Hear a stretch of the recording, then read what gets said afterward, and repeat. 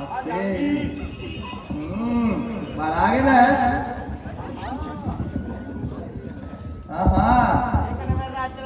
ඔන්න පුතේ හිටගෙන කවියක් මතක්. අපේ අම්මච්චෝ මං හිතුවේ ඉඳගෙන මේක කවි කියයි ඔන්න පුතේ එහෙනම් කියන්නේ. එහෙනම් කියන්න ඕන. වැඩේ පටන් ගන්නයි යන්නේ. පටන් ගන්න ඕන. ඇඳේ යාමේ හිරු වැට යන වෙලාවක. විකට යතදියම් බල කල්පනාවක. නාවිත දිග්නියම හුද කලාවක. එන්නද නගේ කවුරුද වෙලාවක. අප්පච්චෝ ඒ මොනවද කියන කවි? ඔන්න පුතේ එහෙනම් තව එකක්. තව එකක්. තවන්නේ නැත්තේ. තව එකක් කියන්න ඕනේ. කට වහගෙන ඉන්නේ කොහොමදයි? ඔන්න එනම් මල්.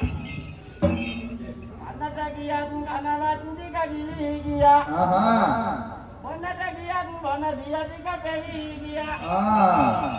ඉන්දට ගියත් එළි වෙන තුරු ඉඳ ගියා. එහෙනම් ඔබදී වන විටදී මාහට බවනේ ගියා.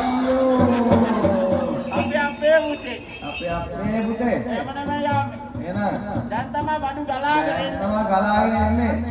මක්ක කියන්නේ. තව එකක් කියන්න ඕනේ. තව එකක් කියන්නේ. තව එකක්. ඔය තියන්නේ පුතාට එකක් එපාය.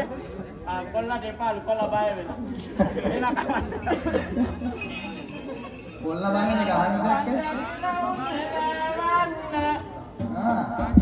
මලට බුළු වන්ද සාවුන්දලවන්න.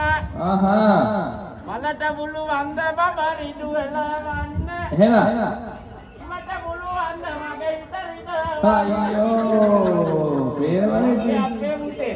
අප්පච්චෝ ඔන්න පුතේ එහෙනම් තව එකක් එනවා. තව එකක් කියනවා.